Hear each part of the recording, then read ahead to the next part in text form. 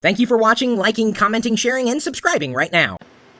Someone's asking if it's Ubuntu or Ubuntu. I say Ubuntu, but I guess it could be Ubuntu. I guess I didn't pay close enough attention all the times I met with Mark.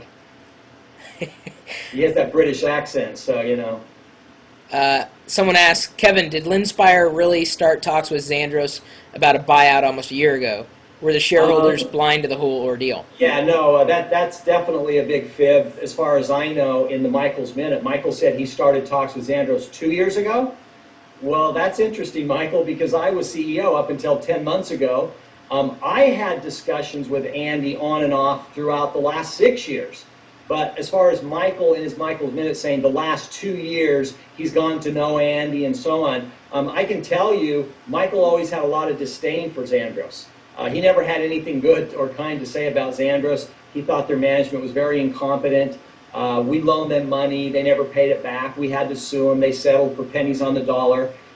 So Michael has never been a big admirer of the Linspire or the Xandros management team. So it's pretty interesting that he would now all of a sudden think that they're, you know, rock stars. Is Xandros going to honor the lifetime insiders? You'd have to ask them that. They should, but who knows what they're going to do. I think Xandros wanted a press release out of this. I hope I'm wrong. Hopefully they do something with it besides that. Let's see here. I'm waiting for some good questions to filter through. They're saying they like your chair, though. Ah, the chair. Someone says, I almost feel like Michael lost Linspire in a poker game. I think the best comment I heard was from one of the, after watching the video I put together that kind of showed all the moving pieces, one of the employees posted, one of the shareholders posted, I feel like a Seinfeld episode that I own stock in something, you know, a company with, you know, about nothing. Because it's really, we don't know what's inside of it now. One employee and who knows what assets. People seem to be intent on asking if you'd work for Ubuntu or, you know, stick within the Linux community and bring some of your ideas to fruition. Definitely probably just within the community. I don't think I would like kind of officially go to work for Ubuntu. You know, never say never, but no, I think just from within the community. I mean, I'm a big Mac user and a big Ubuntu user. Those are my two worlds these days. Well, yeah, because your Dating DNA site, you're going to be, I don't know if you're going to, are you going to be on the iPhone or in the App Store at iPhone launch? Yeah, definitely. So is that... We already have the web app now, but in July, well, this month now, in a few days here, when the App Store launches, we will have our SDK version of the software in the App Store day one. So it's going to be free, I'd assume, since Dating DNA is free. Yeah, there's actually going to be, like our web app is free, of course, and the version that's going to be in the App Store is free. We may, though, do an even more full-featured, robust something or other for $9.99 or whatever. We'll wait and see, you know. But right now, everything that Dating DNA is free, no advertising, nothing. You know, and just so, you know, I mean, I started Dating DNA just because, hey, the Internet's a great place to buy a car, to find a job, to find an apartment. It should be a great place to meet people to date, and I just don't think that they quite got it right. So it's kind of a challenge of mine to try to change that. Let's see here. Does your former CEO position leave you at a liability?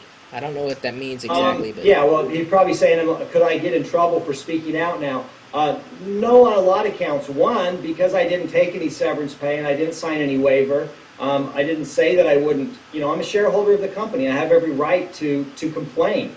You'll notice most everything that I've ever talked about publicly are things that have happened since I left the company. Like I said, I could unload a whole pile of things that happened while I was at the company, but I try to stick to the things that have happened since I left the company. No shareholders meeting, calling employees, you know, co-conspirators to embezzlement, changing reports with the IRS. Every single one of those employees met with the IRS, and the IRS said, this does look like fraud, you need to fill out these forms. So every one of those employees filled out those fraud report forms and turned those in.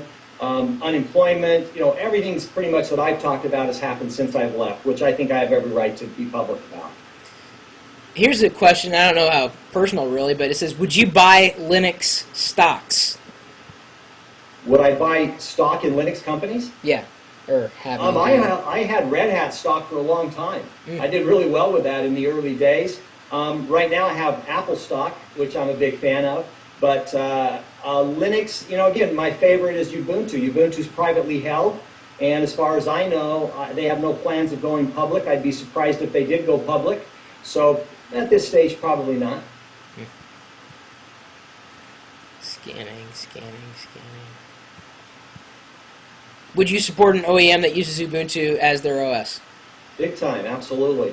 Would love to see more of that. And they do have quite a few OEMs that are using them. And, well, hello, Dell, obviously went with Ubuntu. So, yeah, I think that's great. Here's a good one. It's interesting. Why does Michael feel he still has control of the company years after he left? Well, he still owns the majority of the stock. And so even though he had no operational role, he wasn't an executive at the company for the last couple of years, he still was controlling shareholder. And that's why he assumed, he's just used to owning everything. He owns lots of companies. He would mix things together with his companies. And I would always have to say, Michael, Linspire is a separate company from all your other companies with 100 shareholders. It needs to be run professionally and buttoned up like a business. But, sometimes rich, powerful people just assume that they own something because they own the majority, that they can discount the fact. And what people have to understand, these weren't just stock options that employees were given. When they left the company, when they were laid off or they quit the company, they had to actually write a check to pay for those stock options. So these employees have put thousands and thousands of dollars into the company, and I think it's only fair that they get something out for that. And just to catch, if there's something there to be had. Just to catch everybody up, this is Kevin-Carmony, former CEO, former president and CEO, then CEO of Linspire, and I was interviewing him, or we were just talking actually. It was less of an interview, more of me just kind of figuring out what was going on in recent days with an acquisition. Was it an acquisition or just a sellout? Or I guess. It was an asset purchase. Okay. And again, if somebody goes to kevin-carmony.com and clicks on the blog, they can watch the little video that explains it. Yeah, it was very helpful to kind of break it down that way. And I've known Kevin for some time. Kevin has since moved on. It was 10 months ago, as was mentioned in the earlier interview. The reason why that interview got cut short is because I lost power here in Seattle. Apparently we have thunderstorms rolling through, but I wanted to at least open it up to the chat room to ask a few more questions, just kind of as a follow-up, because I'd hate to just leave it end there. Sorry that the broadcast went down for a second. Kevin is now CEO of a new company, datingdna.com, which he was just mentioning before. It's a really cool website. I had Match.com. That's how I met Ponzi. I'm glad I did, but someone in the chat room, you love this, a few minutes ago said, I wish I could say that I met my girlfriend on Dating DNA rather than MySpace. So I think that's a good thing. Stick that feather in your cap there. Kevin, do you think this new buyout, and we're talking about Xandros Linspire here, will make the product better or worse? I think Linspire's final chapter was just written, unfortunately. I think, Andy grabbed the brand and the user base. It's not the biggest user base these days, unfortunately, for probably a song. I mean, I don't think Xandros paid a lot for what they got, So I think this was a press release for Xandros, and you're not going to see a whole lot come out of it. I really, sadly, think the last chapter of Linspire was just written. Do you think Linux Ubuntu will blow up like Mac OS systems did? The great thing when I left Linspire, because obviously for 6 years, I ran Linspire and FreeSpire every day. That's what I ran. And I always looked at the other distributions. I had every single distribution in our office, and we actually had computers with them running. And I'd play around with them, but I never actually ran them or used them. And that kind of isolates you a little bit. So as soon as I left Linspire, I had the freedom now, because I didn't have to, force myself to only use our products, that I ran right out and got myself a Mac, and I also started using Ubuntu. And I'm telling you, the light bulb just went on. And I think my one thing is I'd say, hey, Ubuntu users, I know a lot of them probably use Macs too, and I would love to see kind of that fit and finish and polish that you have with the Mac. I mean, Mac is basically Linux with a lot of fit and finish to it. So there's no reason that Ubuntu couldn't one day be as quality as Mac.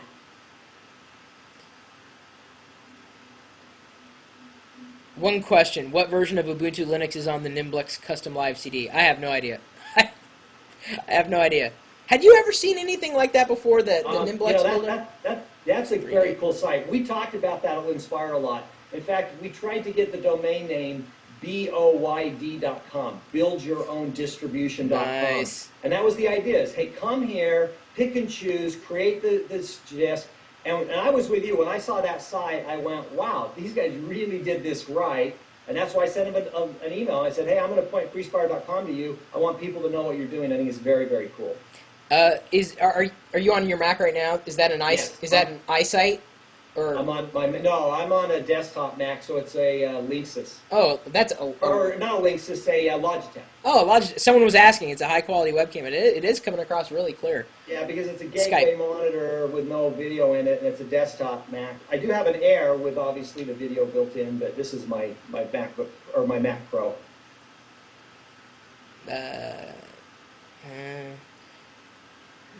The questions are kind of petering out at this point. This is the problem with it.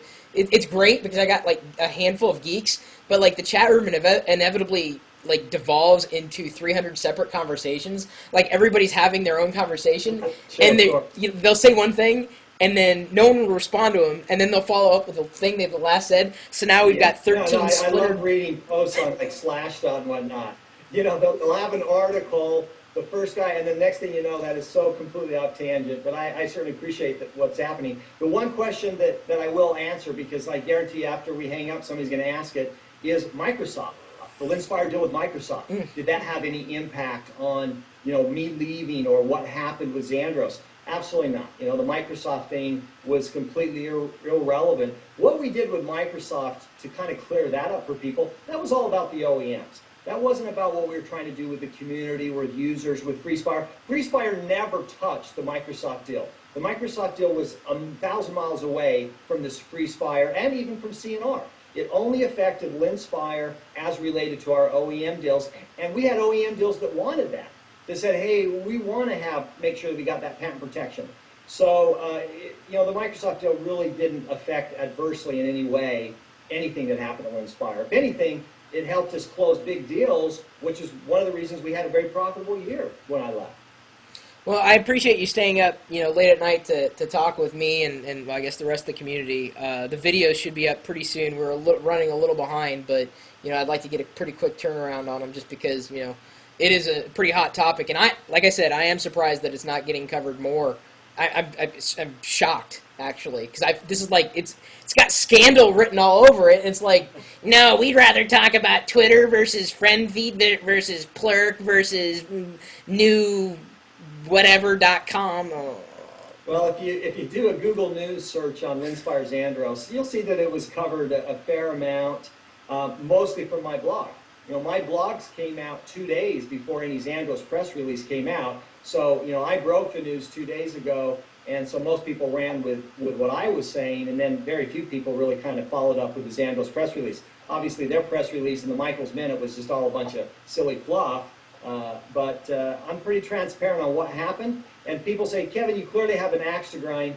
Hey, the reason I have an axe to grind is that whole embezzlement thing. If you follow the history of my blogs, you'll see for the first several months, I never said one thing about Linspire. The first thing I ever said was months after I left, and all it was I started using Ubuntu because I kind of disappointed that they weren't really doing much with the distribution. And then it was months after that I then said, where are the shareholders meetings? So, it was the embezzlement claims and things like that really got me to say, you know what, I got to go public with this. And so I'm not trying to get money for me. That's not what this is about. This is about letting people know what really happened. People are saying that I should mention it to my friends at CNN.com. So has CNN.com covered it? I don't think so. I didn't see them having covered it. I'll have to pass along these video links and the link to your blog. This is it's juicy. Maybe we'll get Nancy Grace on it. How dare you? How dare you? Yeah, and I'll be the first to say thank you to Michael if he holds a shareholders meeting and he presents the facts. and he didn't take money out and he didn't pull any shenanigans, then I'll be the first to post on my blog. We had a great shareholders meeting and everything's great. I just don't have a lot of hope that's going to happen. So. Well, Kevin, I appreciate it. Obviously, Okay. you're keeping Thanks, me posted, Chris. and other things and whatnot, and so I'll keep watching and as things turn. And I'm sure this is going to produce a flurry of more questions from the community. So hopefully, this people watch and listen, and feel free to ask you questions, because I don't think I've ever seen anybody be so transparent about something in my entire life. Something that's so potentially explosive. Yeah, well, this is the day of blogs and video chats, and I think people need to be transparent. So next time I'm on, though, we can talk about data and DNA. Yes. Okay, thanks, Chris. All right. Thanks, Kevin. Later. All right.